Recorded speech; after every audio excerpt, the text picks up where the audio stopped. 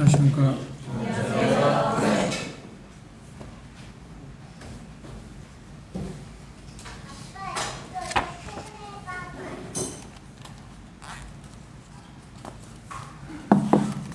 이제 지난주에는 계시록에 대한 개론에 대해서 이야기했는데 오늘 본론 들어가겠습니다. 요한계시록 1장 1절부터 오늘은 6절에 있는 말씀까지 보겠습니다.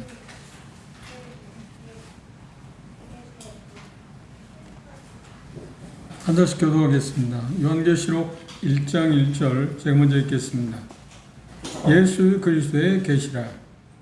이는 하나님이 그에게 주사 반드시 속히 될 일을 그 종들에게 보이시려고 그 천사를 그 종 요한에게 보내어 지시하신 것이라. 요한은 하나님의 말씀과 예수 그리스도의 증거 곧 자기가 본 것을 다 증언하였느니라. 이 예언의 말씀을 읽는 자와 듣는 자들과 그 가운데 기록한 것을 지키는 자들이 복이 있나니 때가 가까움이라. 요한은 아시아에 있는 일곱 교회의 편지하노니 이제도 계시고 전에도 계셨고 장차 오시리와 그의 보좌 위에 있는 일곱 명과 또 충성된 증인으로 죽은 자들 가운데서 먼저 나시고 땅의 임금들의 머리가 되신 예수 그리스도로 말미암아 은혜와 평강이 너희에게 있기를 원하노라. 우리를 사랑하사 그의 피로 우리 죄에서 우리를 해방하시고 그의 아버지 하나님을 위하여 우리를 나라와 제사장 삼으신 이에게 영광과 능력이 세세토록 있기를 원하노라. 예, 감사합니다. 지난주에 공강서를 잠시 복습해 보면 요한계시록은 세 부분으로 되어 있다고 그랬습니다.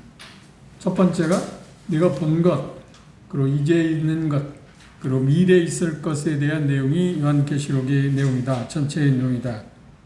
이야기했습니다. 오늘 요한계시록의 특징에 대해서 간략하게 생각해 보도록 하겠습니다.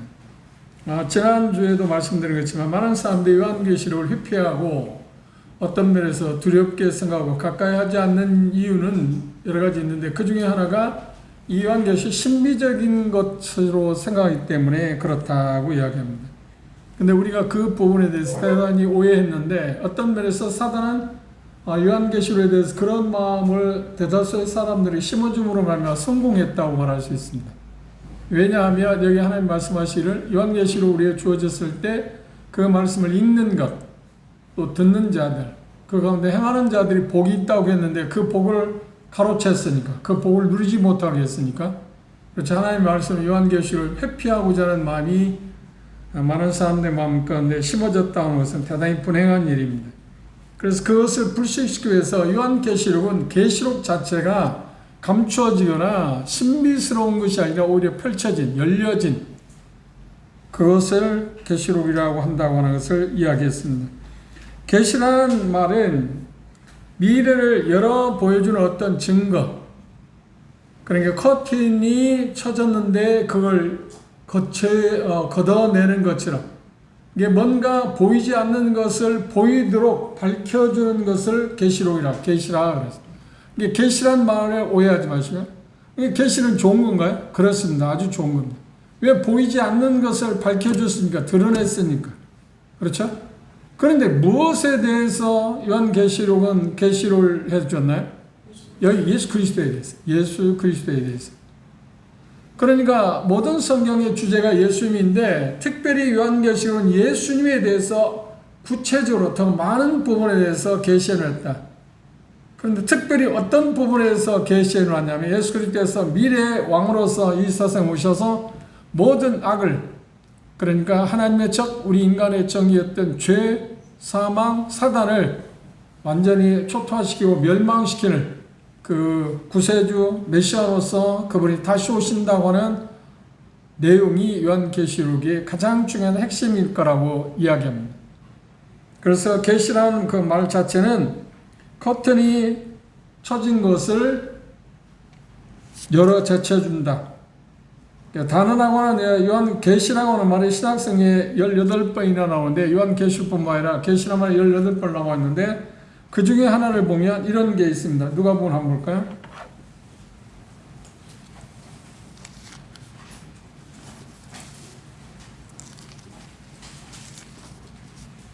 요한 2장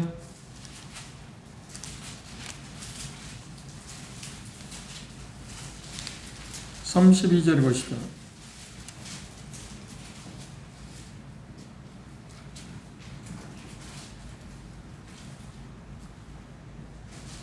요한계시록 2장 32절에 보면 이방을 비추는 빛이요 주의 백성이 이스라엘의 영광이다. 비추는 빛이다. 비추는 빛이다 하고 말했습니다. 밝혀준다. 어두움에 보이지 않는 것을 드러내준다. 무엇에 대해서? 예수 그리스도에 대해서 자세하게 밝혀주는 내용이 요한계시록에 있다고 이야기합니다. 계시록의 중요성에 대해서 우리가 지난주에 잠시 이야기를 했습니다만 교회, 그러니까 2장 3장에 나와 있는 것처럼 아시아 7교회에 대한 이야기를 통해서 교회의 죄의 어떤 위험성을 경고하고 그리고 거룩함을 요구하는 내용이 요한계시록에 나와 있습니다. 우리가 요한계시록을 읽고 듣고 순종해야 할 이유들 가운데 우리의 거룩함에 대해서 하나님은 강조하고 있다. 그렇죠? 그 다음 두 번째가 뭐냐면 예수 그리스도의 강림, 그분이 오시면 능력을 가지고 오셔서 드디어 말씀드린 것처럼 죄, 사망, 사단을 이기신다, 철폐시킨다, 정복한다. 그것이 계시록에 우리에게 주어지는 드러내주는 이야기입니다. 또 하나 계시록에서 드러내주는 것 가운데 어떤 거냐면 하나님의 영광, 어떤 존엄성, 예수 그리스도의 영광, 존엄성을 드러내고 계시록에서 은혜의 보좌 앞에 나아가서 하나님 앞에 우리로 하여금 예배하게 하는 그런 담력, 담대함을 얻게 하는 것도 요한계시록의 내용 가운데 들어있습니다. 그리고 빼놓을 수 없는 것이 뭐냐면 요한계시록의 중요 진리는 인류 역사의 마지막에 대해서 어떻게 될 건가, 미래에 대해서 확신하게 하나님께서는 예수 그리스도의 계시를 통해서 우리에게 말씀해 주고 있습니다.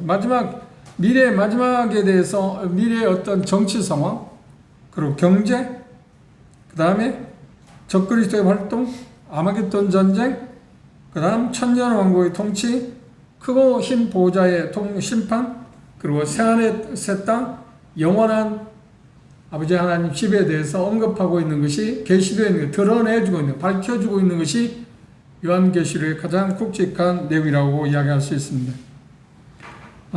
두 번째, 여기 1절 하반절에 보면 핵심 주제가 나와 있습니다. 핵심 주제는 무엇인가요? 현재에도 미래에도 영광에 빛나는 예수 그리스도에 대해서 말하고 있습니다. 예수 그리스도의 성경의 모든 책이 그리스도께서, 하나님께서 예수 그리스도에 대한 계시로 나타나고 있습니다만 특별히 요한계시록은 예수 그리스도에 관한 내용으로 나와 있습니다.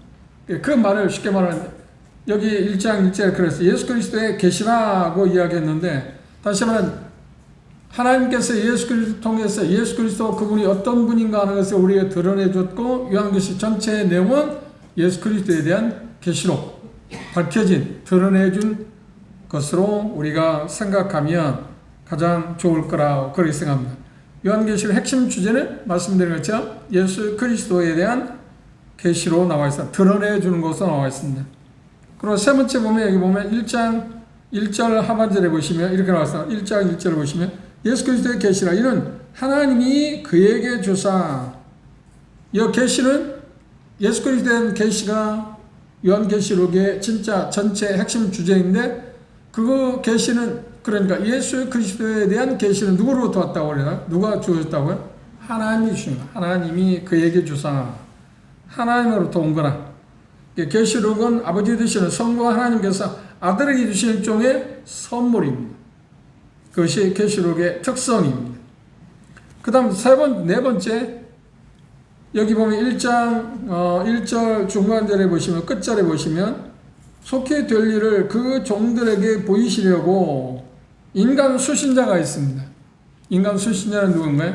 그 종들이라고 말했습니다. 그 말은 실체적인 수신자는 요한이 이 메시지를 받았습니다만, 그런데 요한에 대해서 말하기 전에 뭘 이야기했냐면, 다시 주목해 보십시오. 1장 중간절에 보시면 반드시 속히 될 일을 그 종들에게 보이시려고, 그 종들이라 했습니다. 그 천사를 그 종 요한에게 보내어 지신 것이라. 그 종들과 그 종 요한이라고 해서 그 종들은 누군가요? 믿는 사람들. 우리들이 그것을 밝혀주기 위해서, 열어주기 위해서 우리로 하여금 계시의 내용, 예수 그리스도에 대한 계시에 대해서 정확하게 우리로 하여금 알려주기 위해서 우리를 수신자로 말하고 있습니다. 그런데 그 내용을 간략히 말하면 몇 가지라고 그랬어요? 세 가지라고 했어요. 요한이 본 수신자의 1차적인 수신자의 요한의 그 계시를 받았는데 그걸 받고 전했는데 요한이 본 것, 그 다음 요한이 그 당시 있었던 일, 그 다음 요한계시록 4장에서 22장까지 미래에 있을 일, 그것의 주제가 누구라고요? 예수님입니다. 요한이 본 것도 예수님에 대해서 봤고, 그리고 요한이 봤던 그 현상에서 아시아 7교회에 대해서 할 때 역시 교회에 대한 내용이 나와 있습니다만 각각 교회에 대한 어떤 모습이 나와 있지만 가장 중요한 것은 각 7교회에 대해서 말하기 전에 뭐라고 하냐면 예수님에 대해서 표현합니다. 각각 그 교회에 어떤 서신을 썼을 때 예수님이 어떤 분으로 묘사되고 있습니다. 여전히 예수 그리스도입니다. 중심은 항상 예수 그리스도라고 이야기할 수 있습니다. 그 부분을 우리가 깊이 생각하는 게 필요할 것입니다. 그리고 여기 보면 1장 끝절에 보시면 뭐라고 이야기하냐면 반드시 이루어져야 할 일, 속히 되어질 일들을 기록해 놓았다. 그렇죠? 이게 속히라고 하는 말에 여기 표현 가운데 보시면 한번 보십시오. 요한은 하나님의 말씀과 예수 그리스도의 증거 곧 자기의 본 것을 다 증거했다. 그렇게 이야기했습니다. 그런데 1절 중간절에 보시면 1절 다시 보면 예수 그리스도의 계시라 이는 하나님이 그에게 주사 반드시 뭐라고요? 속히 돼. 반드시 꼭 금방 이루어질 정말 빨리 이루어질 일이다. 여기 속히라고 하면 빨리 돌연히 일어난다. 이게 어떤 시차에 대한 문제가 아니라 언제 어느 때 예고하지 않고 일어날 수 있는 일에 대해서 이야기하고 있다. 그게 주제가 뭐라고요? 그분이 다시 오십니다. 예수 그리스도 그분이 다시 오십니다. 그것이 요한계시록의 예언적인 특성 가운데 빼놓을 수 없는 것입니다.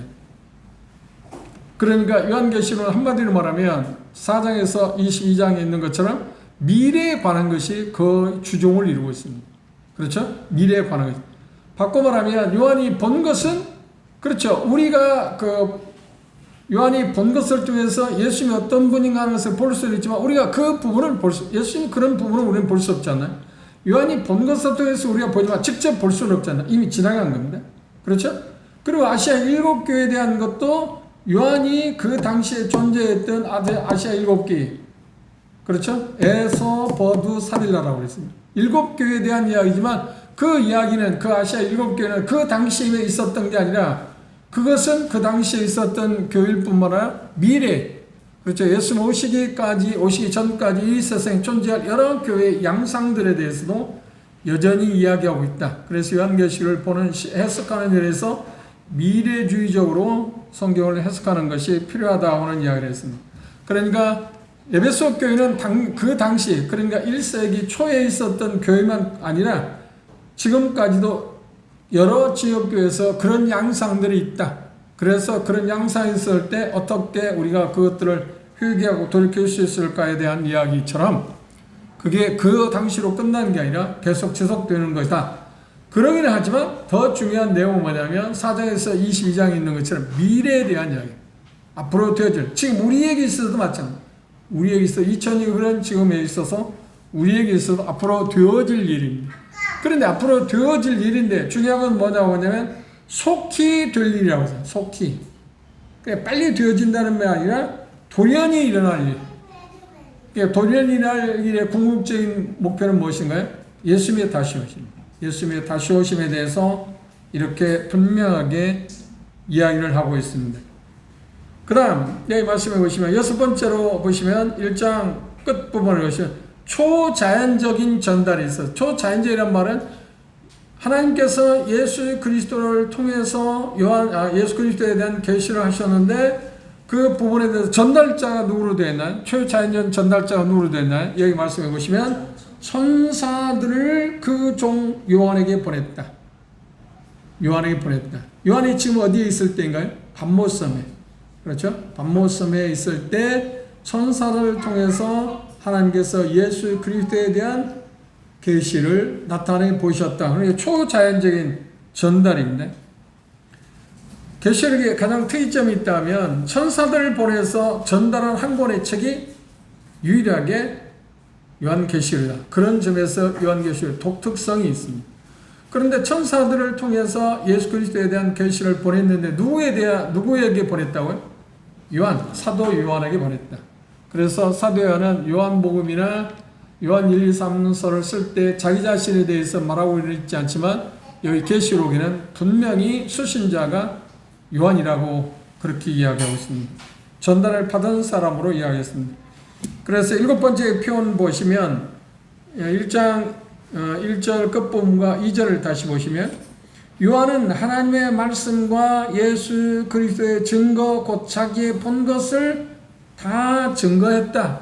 드러냈다. 그렇죠? 확실하게 드러냈다. 인간 저자는 누군가요? 그렇죠. 예수님의 종이었던 사도 요한입니다. 초자연적인 전달자가 있었는데 천사들이었고 인간 저자는 사도 요한이었다고 이야기하고 있습니다. 그리고 1장 3절에 보시면 약속된 복이 있습니다. 요한계시록 7개의 복이 있는데 그때 우리가 생각해 보라고요. 여기 3절에 보시면 이 예언의 말씀을 읽는 자와 듣는 자들과 그 가운데 기록한 것을 지키는 자들이 복이 있나니, 복이 있는 이유가 뭐라고요? 때가 가까웠다. 그 말은 뭐냐면 시기가 가까웠다고 하는 이야기를 했습니다. 요한계시록, 그러니까 요한계시록이 가르치는 진리가 있다고 하면 가장 중요한 게 있다면 뭐냐면 읽고 듣는 자, 읽는 자, 듣는 자, 그것을 지키는 자들의 반응, 그 반응을 보일 때 하나님께 약속한 게 뭐냐면 복을 주시겠다. 이렇게 이야기했습니다. 요한계시록 7개 그 행복에 대해 복에 대해서 말하고 있는데 지금 우리가 1장 3절에 하나 있고요. 14장 13절에 있고요. 16장 15절에 있고요. 네 번째는 19장 9절에 있고요. 다섯 번째 복은 20장 6절에 있고, 여섯 번째 복은 22장 7절에 있고, 일곱 번째 복은 22장 14절에 나와 있습니다.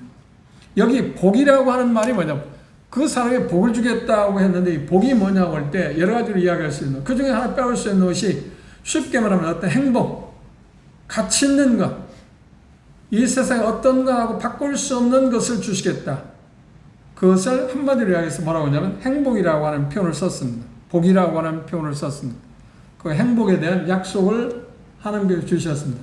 그 행복에, 우리에게 주어지는 행복을 우리 인간적으로 생각하면 평안도 있고요, 기쁨도 있고요, 즐거움도 있고요, 만족도 있고, 여러 가지 안식도 있고요, 그런 것들이 다 함축되어 있는 말이 복이라고 하는 말입니다. 유대인들은 인사할 때마다 샬롬이라는 말을 씁니다. 샬롬이라는 말은 평안하다, 당신 평안하기를 원한다는 말이지만 거기에는 모든 것이 들어있는 말입니다. 당신이 참 행복하기를 원한다, 당신이 기쁨을 누리기를 원한다, 당신이 평안하기를 원한다, 그렇죠? 당신이 안식하기를 원한다, 그런 모든 것이 포함된 말이 이스라엘 사람 히브리 말로 샬롬이라는 말. 그런데 여기 표현한 말은 복이라는 말로 그렇게 표현했습니다. 누가 그런 복을 누릴 수 있다고요? 요한계시록을 읽는 사람, 그리고 그 계시록을 듣는 사람, 그리고 그것을 준행하는 사람, 그것들이 복이 있다. 그러면 준행하는 사람 복이 있다고 할 때 중요한 것이 뭐냐면 요한계시록에 기록된 말씀을 믿게 될 때, 받아들이게 될 때 당장의 복은 무엇인가요? 그렇죠. 멸망하지 않고 영생을 얻지 않는, 지옥 가지 않고 둘째 사망의 해를 피할 수 있잖아요. 이것보다 큰 복이 어디 있나요? 그렇죠? 그런 것처럼 우리가 그리스도인들이 여기 주어진 계시에 따라서 그것들을 지켜 순종할 때 여러 가지 복들에 대해서 그 문자의 문맥을 통해서 보면 그때그때마다 7가지 복이 나와 있는데 그 차이점들을 우리가 발견할 수 있을 것입니다. 그리고 요한계시록의 특이점이 뭐냐면 눈에 뗄 수 없는 긴급함이 있다. 때가 가까웠다. 이유가 뭐냐? 때가 대단히 가까워졌다고 말합니다. 이 말은 뭘 이야기하냐면 쉬운 말로 하면 예수 그리스도 오실 수 있는 날이 오늘일 수도 있다는 말입니다. 그게 때가 가깝다는 말입니다. 요한계시록의 가장 중요한 것이 바로 그것입니다. 그런데 우리가 인간적인 생각할 때 2000년이 흘렀는데도 지금 예수 모시지 않았지 않나요? 그래서 베드로후서 3장에 보면 그 당시 베드로후서를 썼을 때 겨우 70년 아마 80년 그 정도밖에 그것도 채 되지 않았는데 그때 예수님이 십자가 못 박혀 돌아오시고 나서 시간이 얼마 흐르지 않았는데도 많은 사람들이 어떠냐, 너희들이 예수님이 곧 오신다고 그랬잖아, 오늘이라고 오실 수 있다고 그랬잖아. 그런데 오시지 않았다. 그래 거짓말이다, 허황된 이야기다. 그래 조롱하고 비웃었습니다. 그런데도 베드로는 뭐라고 하냐, 아니야, 반드시 그분은 오신다. 그런데 우리에게 있어도 2000년이 흘러갔으니까 2000년 동안 그것이 오시지 않았으니까 오늘이라도 오실 수 있다고 하는데 오늘 2000년이 흘렀는데 오시지 않았으니까 그 말은 거짓말 아니야? 허황된 게 아니야? 그런데 중요한 게 뭐냐면 그분이 오늘이라도 오실 수 있다는 거예요. 그러니까 때가 언제인지는 우리에게 정해지질 않았습니다. 그렇죠? 그래서 사도행 1장에 보면 예수님이 제자들에게 그렇게 표현하게 되어 있습니다. 그 부분을 한번 볼까요?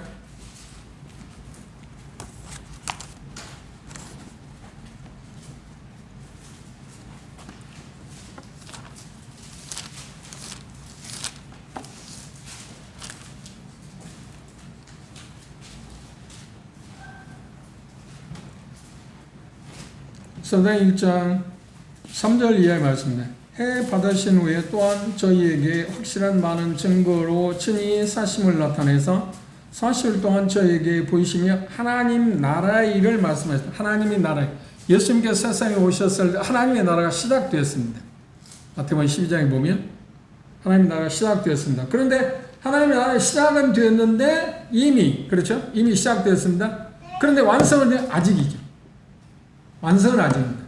그래서 계시록의 그 사건들을 볼 때 어떤 것은 이미 그러니까 과거에 이루어졌지만 성취됐지만 그러나 완성은 아직도 남았다. 그 어간의 지문을 그러니까 이미라는 단어하고 아직도라는 단어의 중간에 우리가 지금 살고 있습니다. 그 기간이 얼마나 무려 2000이라는 시간이 걸렸어요. 예수님이 초림부터 그분의 재림 그 기간이 지금 우리가 그분이 아직 오시지 않았으니까 2000이라는 시간이 흘렀습니다. 그 어간의 지문을 살고 있습니다. 그 어간에 살 때 마태복음 13장에 천국의 비밀을 제자들에게는 허락되었는데 유대인들에게 허락되지 않다. 그 천국의 비밀이라는 말이 무엇이냐면 거기에서 예수님 표현한 건데 어떤 표현을 이런 표현을 했어요. 가라지 비유를 아시죠? 가라지 비유를 말씀할 때 어떤 이야기를 하냐면 예수님이 오시기까지 세상에는 같은 세상이라고 그랬으니까 교회 말하는 게 아닙니다. 세상에 예수님이 오시기까지 거듭난 사람하고 불신자들이 함께 살게 될 거다. 그런데 문제는 추수 때가 오면 어떤 믿지 않는 사람 묶어서 한 대 묶어서 불못했던 불사람들. 지금 우리는 그런 시대에 살고 있어요. 그런데 우리는 지금 믿음을 갖고 있는 사람들입니다. 그렇죠? 그래서 이것은 하나님이 말씀하신 것을 우리가 지키게 될 때 우리 복이 있다는 이야기가 있습니다. 그런데 하나님 나라에 대해 말씀하셨다. 4절에 보시면 사도와 같이 모이사 저에게 분부하여 가라사대 예루살렘을 떠나지 말고 내게 들은 바 아버지에게 약속하신 것을 기다리라. 표현 가운데 그 표현을 했습니다. 그리고 나서 6절 주목해 보시죠. 6절입니다. 저희가 모였을 때 예수께 묻자고 하는데 주께서 이스라엘 나라를 회복하신 이때니까 왜 하나님의 나라에 대해서 이야기를 하니까 예수님의 제자는 어떤 사람 구약에서 말하고 있는 하나님의 나라에 대한 이해는 어떤 거냐면 그분이 오시면 메시아 그분이면 당장에 그 나라가 완성되는 것처럼 보여졌어요. 그게 가려져서 그 천국의 비밀에 지금 감춰져 있었습니다. 그렇죠? 그 신약성의 비밀이라는 말은 전에는 감추어졌었는데 예수 그리스도께서 오심으로 말미암아서 그것이 드러났다. 드러내졌다. 그게 비밀이 더 이상 은밀하거나 이해할 수 없는 수수께끼 그게 아니라고 하는 말입니다. 무슨 말 이해하시죠? 비밀이라는 말이 쓸 때마다 항상 그랬습니다. 비밀이라는 말이 마태복음에 13장에 나와 있고 똑같은 씨 뿌리는 비유에 대해서 할 때 마가복음하고 누가복음이 같이 나와 있습니다. 거기에서 나오는 것은 전에는 구약시대는 가려워져 있었는데 감추어져 있었는데 예수님이 오심으로 확실하게 드러나게 되었다. 그런데 이 비밀의 말에 최초에 쓰여진 것은 다니엘 2장에 나와 있습니다. 누가의 사람이 꿈꾼 것에 은밀한 일, 다시 말하면 그것을 비밀이라고 표현했습니다. 그걸 통해서 다니엘에게 어떤 거예요? 부분적으로 알려줬어요. 누구라의 사람 부분적으로 알려줬어요. 어떤 걸 알려줬나요?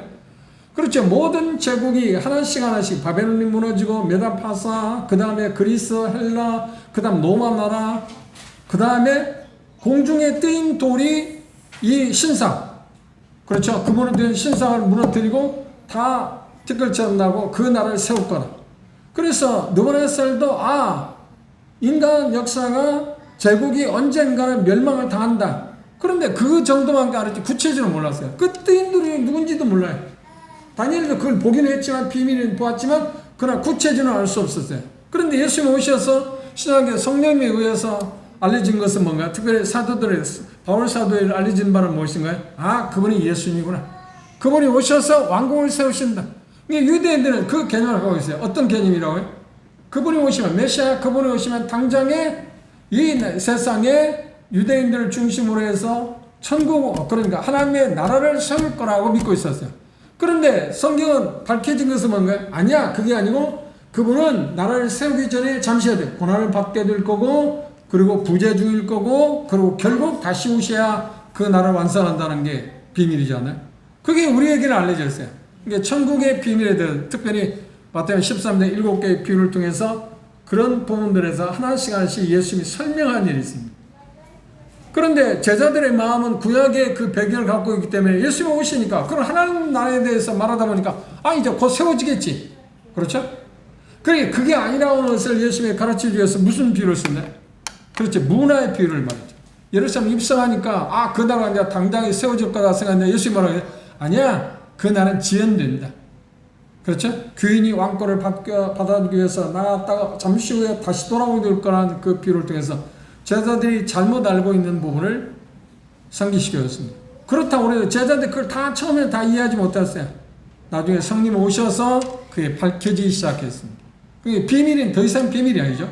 전에는 감춰져 있었는데 예수님 오심으로 말미암아서 그것이 하나씩 마치 수수께끼가 풀리는 것처럼 풀려졌다고 하는 거예요. 제자들은 그런 신앙을 갖고 있었기 때문에 하나님 나라에 대해서 이야기하다 보니까 그들은 그럼 이스라엘 나라가 지금 당장에 세워집니까? 다시 말하면 하나님이 세우고자 하는 하나님의 나라가 이 땅 가운데서 당장에 세워집니까? 질문한 거예요. 그때 예수님 뭐라고 했나요? 그렇게 말씀하셨어요. 다시 보십시오. 6절 보시면 저희가 모였을 때 예수께 묻자고 가는데 주께서 이스라엘 나라를 회복하시면 이때니까 그럼 당장에 세워질 거라 생각했어요. 그때 예수님 말씀하기로 뭐라고 했나요? 가르사대 때와 기한은 아버지께서 자기의 고난에 두셨으니 너희 알 바니요. 그렇죠. 너희 알 바니요. 때와 기한에 대해서. 때와 기한에 대해서는 특별히 마태복음 24절에 말하네. 그때는 누구도 아무도 모르고 누구만 아신다고요? 아버지만 아신다고. 이렇게 그게 얽혀 있어요. 하나님의 말씀을 어떤 어려운 말인데 연속성이 있는가 하면 불연속성도 있습니다. 그 나라에 대해서 이런 의식을 갖고 있었기 때문에 제자들 마음 가운데는 그런 혼란이 처음에 있었습니다. 그리고 심지어 우리가 알고 있는 마태복음에서 16장에 예수님께서 제자에게 너희들은 나를 누구냐고 할 때 베드로가 말해서 주는 그리스도시요 살아계신 하나님의 아들입니다. 그리고 바로 이어서 예수 말하는 내가 대체 사람들의 백성에 의해서 심판을 받게 되고 십자가에 못 박혀 죽게 될 거고 그리고 고난받고 십자가에 못 박혀 죽고 3일 만에 다시 살아날 거다. 그 이야기에서 베드로가 말해서 아이 그거 말이 안 됩니다. 그때 그 방에 막았어요. 그때 예수 말해요. 사단아 내 두려움을 네가 하나님의 생각을 하지 않고 사람의 일을 생각한다. 이게 베드로가 생각할 때는 당장 그 나라가 세워져야 하는데 그렇죠? 왜 예수 그 메시아가 십자가에 죽는다고? 이해가 잘 안 되는 거예요. 그렇다고 해서 구약에 그게 없나요? 구약에 우리가 잘 아는 이사야 62장부터 62장 끝부분하고 63장을 보십시오. 63장은 뭔가요? 그분이 오셔 십자가에 못 박혀 돌아오실 것에 언급하고 있잖아요. 이게 그 공백, 그 기간을 대해서 그들이 미처 이해를 못했어요. 그때까지만 해도 비밀이었다는 거예요. 그러니까 막연하게 뭔가 잡힐 듯 했는데 선명하지 못했다는 거예요. 그렇죠? 이해를 못했어요. 제자들조차도 잘 이해를 못했어요. 어떤 때는 이해하는 것처럼 보인다고 어떤 이야기를 하면 또 이건 딴 생각을 하고 왜 그랬냐면 제가 계속 강조하는데 선이해. 그렇죠? 자기들이 구약 성경을 잘못 안 것을 근거로 해서 예수님 말씀하고 비교하려고 하는 게 어림이 됐어요. 그것 때문에 심각한 문제가 초래됐잖아요. 그런데 십자가에 못 박혀 돌아오시고 이제 승천하시기 직전에 하나님 나라에 대해서 말씀하시니까 제가 딱 이때입니까? 그럴 때.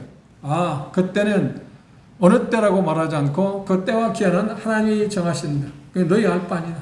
너희가 알 바 아니다는 것은 전혀 관심을 갖지 말라는 게 아니라 지금 너희들이 당장 해야 할 일은 뭐라고요? 8절에 이야기했어요. 성령이 너희에게 임하시면 권능을 받고 그렇죠. 하나님 아버지께서 내게 너희 주어지는 사명을 완수해서 능력을 부여받아서 예루살렘, 유다, 사마리아 땅끝까지 내 증인이 되는 것이 너희가 지금 해야 할 일이다. 그러니까 그 일은 무엇인가요? 그 나라가 완성되기 전에 그들이 해야 할 일입니다. 마치 문화에 비해서 말한 것처럼 귀인이 왕권을 갖기 위해서 먼 나라에 갔다 다시 돌아오기 어간에 그들이 해야 할 일은 뭔가요? 그렇지. 문화를 갖고 장사하는 시간이 남아있죠. 지금 그 공백 기간. 그런데 그때가 언제라고요? 언제 올지 모른다. 주인이 언제 올지 모른다. 그래 마태복음 24장에서는 불의한 일꾼들, 악한 일꾼들은 자기들이 생각할 때 주인 이때쯤 오겠지 했는데 생각보다 빨리 와버렸고, 그렇죠? 그리고 마태복음 25장에 열천이 비유 가운데 열천여가 지혜로운 미래한 다섯 자녀 이때 오겠지 하고 했는데 생각보다 어떻게 했나요? 늦게 왔다. 그렇죠? 그러니까 그걸 통해서 우리가 경고하는 게 뭔가요? 그분은 언제 오실지 모른다. 그러니까 항상 준비되어 있어야 돼. 그게 우리의 자세입니다. 예수님이 언제 오실지 모른다고 하는 것이 이 계시록의 가장 중요한 핵심입니다. 그래서 1장 1절에 그랬죠. 반드시 속히 될 거다. 반드시 꼭 성취된다. 그분이 반드시 오신다. 그런데 문제는 뭐라고요? 언제 오실지 모른다. 언제 오실지 모르는데 힌트가 뭐라고요? 오늘 오실 수도 있다. 그게 속히 온다는 말입니다. 그걸 우리 마음가운데 생각해야 합니다. 그렇죠? 그 부분을 우리 마음가운데 잘 생각하는 게 대단히 필요한 문제입니다. 그러니까 종종 그것들에 대해서 잘못 생각하는 경우가 있는데 우리는 그런 부분에 대해서 실수하지 않도록 노력하는 게 필요할 것입니다. 그리고 여기 보면 이렇게 표현했습니다. 이제 마지막으로 4절 5절을 주목해 보십시오. 요한은 아시아에 있는 7교회에 편지하노니 이제도 계시고 현재입니다. 전에도 계시고 과거입니다. 미래 장차 오실 이 예수 그리스도는 그러니까 이 말은 뭘 말하는가요? 삼위일체 하나님에 대해서 이야기하는데 요한은 자기 자신을 저자로 이야기하고 아시아 7교회에 대해서 이야기하는데 계시고 계셨으며 오실 분에 대해서 이야기했습니다. 그러니까 영원하신 하나님에 대해서 지금 표현하고 있습니다.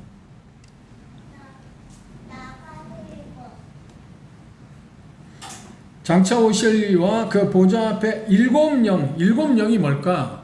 그러니까 7영이라고 할 때 우리는 이건 상징적인 언어잖아요. 근데 상징적인 언어인데 이게 우리가 그럼 7영이나 아무렇게나 지금 이야기할 수 있나요? 문맥을 통해서 볼 때 7영은 성경의 전체 맥락에서 볼 때 이사야서 있는 말씀처럼 11장 2절에 나와 있는 것처럼 성령님에 대해 영은 일반적으로 성령님에 대해서 이야기합니다. 성령님의 모습을 이사야서 11장에 보면 여호와의 영, 지혜의 영, 총명의 영, 모략의 영, 재능의 영, 지식의 영, 경외의 영이라고 표현했습니다. 7영 성령님에 대해서 언급을 했습니다. 성부 하나님, 성자 예수님, 성령 하나님에 대해서 지금 이야기를 하고 있습니다. 그런데 여기 표현 가운데 잘 보시면 이렇게 되어 있습니다. 7영과 5절 또 충성된 증인으로 죽은 자들 가운데서 먼저 나시고 그분은 누군가요?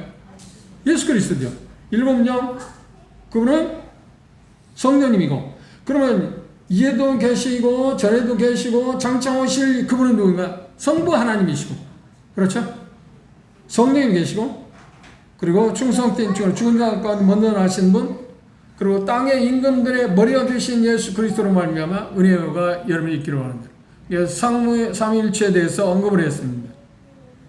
그런데 여기 특별히 성부 하나님께서 성자 하나님께서 성취하신 일에 대해서 5절 이하에 말씀하십니다. 5절 말씀을 보시면 은혜와 평강이 너희 있기를 원하노라. 우리를 사랑하신 분 누군가요? 그렇죠. 하나님이시겠죠. 성부 딱 말한다면 성부 하나님께서 그의 피는 누구의 피인가요? 예수의 피로 우리 죄에서 우리를 해방하시고 그렇죠. 우리에게 베푸신 은혜에 대해서 이렇게 이야기하고 있습니다. 그분의 피로 말미암아서 우리를 해방했다 라고 하는 이야기를 했습니다. 어디서 해방했다고요? 죄에서 우리를 해방했다. 그러니까 죄와 우리는 무관하게 됐다. 그것을 노아서에서 말하냐면 믿음으로 이루어졌다. 칭이라고 하는 표현을 쓰기도 합니다.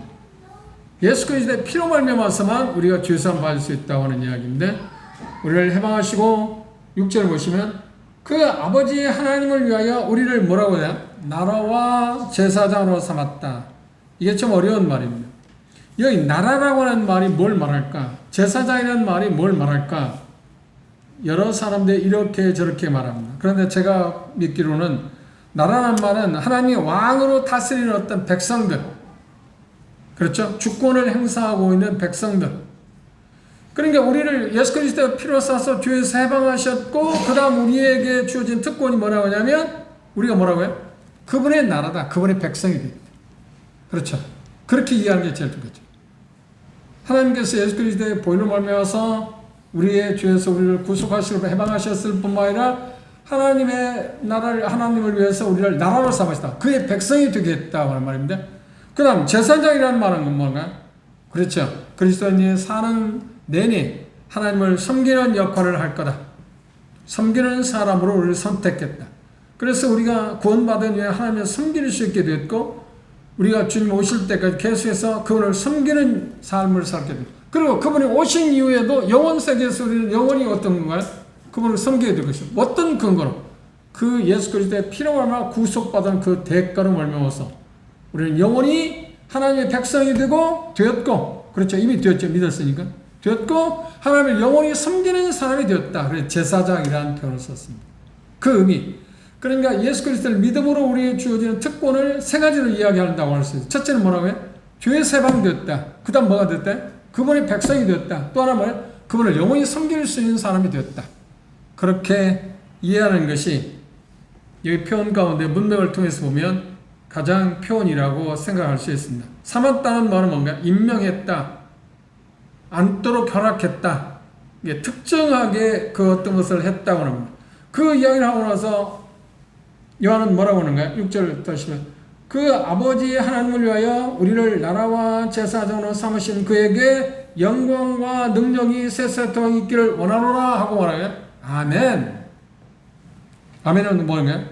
요성 계시록을 읽는 우리 모든 사람들에게 미래의 영광을 마음에 두면서 우리가 보여야 할 반응입니다. 어떤 반응인가요? 그분이 이렇게 하신 일에 대해서 찬양하는 것이 합당하다. 영광을 두는 것이 합당하다 하는 것을 뭐라고 하냐? 아멘. 그래야 합니다. 그건 당연한 일이죠 하는 말입니다. 아멘은 말은 그렇게 되어지다 하는 문자적인 의미는 그렇습니다만, 여기 예수 그리스도를 십자가의 피로 말미암아서 죽으신 흘리신 피로 말미암아 우리를 죄에서 해방하시는 것, 그리고 아버지 하나님을 위하여 우리를 나라와 재산으로 삼으신 것, 그리고 나서 그분에게 영광과 능력을 그분에게 돌리는 것은 마땅하다. 그렇죠. 돌릴지어다. 있기를, 세세 있기를 원한다 할 때 반은 요한사도의 반은 아멘. 우리도 똑같은 반응. 그건 정말 당연합니다. 그렇게 돼야죠. 하나님을 찬양하겠습니다. 어떤 것 때문에 요한은 하나님을 찬양하는가요? 하나님께 영광을 돌려야 한다, 마땅하다, 아멘이라고 말한가요? 세 가지 하겠습니다. 첫째, 예수 그리스도의 피로 말미암아서 우리가 죄에서 해방되었기 때문에. 그렇죠? 그렇게 하신 이유가, 예수 그리스도에서 그렇게 하신 이유가, 보혈을 통해서 우리를 구속하신 이유가 뭐라고요? 하나님의 백성, 그리고 하나님의 영원히 섬길 수 있는 자격을 우리에게 주어주기. 그분을 향해서, 그 성부 하나님을 향해서 영광과 여기 표현한 것처럼 능력이 세세토록 있기를 원한다고 표현하는 것은 당연한 일입니다. 이 일에 대해서 우리도 요한이 그렇게 고백한 것처럼 아멘이라고 고백하는 것이 우리에게 가장 합당한 반응이다. 이 복을 받은 사람으로서 요한이 그걸 증거하면서 모든 사람, 우리에게 그 근거를, 그 복을 누린 사람, 세 가지 복을 누린 사람들을 향해서 우리에게 요한이 뭐라고 이야기하냐? 내가 그렇게 반응한 것처럼 여러분도 그렇게 반응하시겠습니까? 라고 하는 말이라고 되죠. 그렇죠? 그렇죠. 요한은 그 중에 한 사람이잖아요. 나는 그것 때문에 하나님을 찬양합니다. 아멘. 영광을 돌리는 게 합당하다. 아멘. 우리도 그렇게 반응하기를 원합니다. 누가? 예수 그리스도의 피로 말미암아 죄사함 받고 성부 하나님을 위해서 나라와 제사장의 신분을 얻은 모든 사람들이 세세토록 그분에게 여기 표현하고 있는 것처럼 영광과 능력을 돌리는 것이 합당하다. 그걸 아멘. 합당합니다. 정말 나도 동의합니다. 그거 맞습니다. 라고 고백하는 것이 우리의 고백이었습니다. 그런데 문제가 뭡니까? 여기서 우리는 그 자리에 와 있느냐 하는 거예요. 그렇죠? 지금 나는 예수 그리스도 피로 말미암아서 죄사함 받은 경험이 있는가? 그렇다고 하면 죄에서 우리는 해방되었습니다. 그리고 그 다음 주어진 복이 또 뭐라고 그러나요? 하나님을 위해서, 아버지 하나님을 위해서 그 나라, 그의 백성, 그에 속한 사람이라고 표현하겠습니다. 그리고 하나님을 영원히 섬길 수 있는 제사장의 역할. 제사장의 특징이 섬기는 거니까. 하나님을 섬기는 거니까. 그 역할을 하고 있느냐 하는 것입니다. 그게 요한계시록 1장 1절에서 6장까지 6절에서 주어지는, 우리에게 주어지는 반응 가운데 우리가 그것에 동일하게 우리도 아멘 할 수 있어야 한다. 이것이 요한이 우리에게 요구하는 것입니다. 요한은 아멘 했습니다만 자기만 아멘한 게 아니라 모든 사람이 자기가 경험하는 것을 똑같이 경험해서 똑같은 고백, 아멘 할 수 있기를 기대한다. 그게 예수님께서 요한을 통해서, 천사를 통해서 요한에게 이 메시지를, 계시를 주어진 목적 가운데 하나가 뭐냐면 하나님께서 영광과 능력을 받으시는 것, 그 분에게 합당하게 세세토록 그것이 있기를 원하는 것을 요한이 원했다. 우리도 똑같지 않나요? 그 경험을 하는 사람은 똑같은 고백을 할 수 있어야 한다. 그래서 요한이 지금 강조하고자 하는 것은 내가 그렇게 아멘이라고 고백하는 것처럼 누구든지 요한계시를 읽고 듣는 사람들은 그렇게 하기를 원한다. 그렇게 준행해야 한다. 준행해야 한다는 말은 무엇인가요? 지금 읽고 들었습니다. 그 다음 우리가 할 일은 뭐라고요? 준행하는 거야. 그렇게 경험을 해야 한다. 믿어야 한다. 그렇죠? 그래야만 우리도 아멘 할 수 있으니까. 이해하셨나요? 이게 요한이 강조하고자 하는 거예요. 오늘 언뜻 들을 때, 뭐 이게 아멘이 무슨 의미가 있어? 근데 요한은 그 표현을 하면서 자기가 동의를 해요. 그래, 정말 맞죠? 합당하죠? 그래야만 합니다. 나는 그것에 동의합니다. 그렇게 자기가 동의할 뿐만 아니라 이 서신을 읽는 사람들, 듣는 사람들이 그걸 준행하기를 원합니다. 지키기를 원합니다. 그런 경험 가운데 들어오기를 원합니다. 그럼 우리가 기억해야 할 것은, 마지막으로 생각해야 할 것은 내가 그 경험을 하고 있는가? 나도 아멘 할 수 있어야 하는가? 나도 아멘 할 수 있는가? 정말. 여기 표현하고 있는 것처럼, 요한이 말한 것처럼 성부 하나님께 영광과 능력이 세세토록 있기를 원한다. 그리고 아멘 할 수 있기를 요한은 원하고, 더 나아서 천사도 원하고, 더 나아서 누가 원한다고요? 그래서 성자 하나님이 원하십니다. 그게 하나님이 예수 그리스도에서 원하시는 게 바로 그거다. 근데 요한계시록의 첫 단에서 이야기하고자 하는 강조점이 뭔가요? 이런 경험을 하기로 한다. 읽고 듣고 준행해서, 진리를 준행해서 이런 경험을 하기로 한다. 그래서 동일하게 아멘 할 수 있기를 원한다. 요한이 예수 그리스도의 계시를 보여주었을 때 우리에게 주어지는 가장 주목해야 할 게 뭐냐면 그분의 피로 말미암아 우리를 구속하셨다는 사실. 그걸 믿음으로 말미암아서 하나님의 백성이 되고 하나님을 섬기는 사람이 되어야 합니다. 그래서 그것으로 인해서 하나님께서 능력과 존귀를, 영광과 능력을 세세히 뭉토록 받기를, 있기를, 그를 기대한다. 찬양과 감사를 하고 있습니다. 그래서 가장 중요한 것이 속주에 대한 이야기입니다. 예수 그리스도의 속주에 대한. 그렇죠? 지금 요한계시 1장에 예수 그리스도에 대한 계시라고 그랬잖아요. 그럼 요한에 대해, 요한이 천사를 통해서 받은 요한이 계시 받은 가운데 두드러진 가운데 지금 오늘 공부한 것을 보면 초반부에 공부한 것을 뭐라고요? 예수님이 어떤 분이라고요? 우리의 죄에서 우리를 벗어나게 하시며 해방하십니다. 그래서 결과로 말미암아서 하나님의 백성이 되고 하나님의 속한 사람이 되었다는 겁니다. 백성보다 더 큰 의미입니다. 그렇죠? 그리고 하나님을 영원히 섬길 수 있는 사람이 되게 하셨다. 누가? 예수님. 요한계시록 1장 1절에서 예수 그리스도에 대한 계시라고 말할 때 예수님이 하신 일 가운데 가장 두드러진 표현을 지금 끝절에서 6절에서 그렇게 표현하고 있습니다. 그래서 요한이 우리가 강조하는 건가요? 내가 그 경험을 하고 아멘이라고 고백한 것처럼 이 요한계시를 읽는 모든 사람이 동일하게 그 경험을 함으로 말미암아서 아멘하기를 원한다. 동의하십니까? 하는 말. 여러분도 그렇게 되기를 원하십니까? 하는 말. 그렇죠. 아멘. 기도합시다.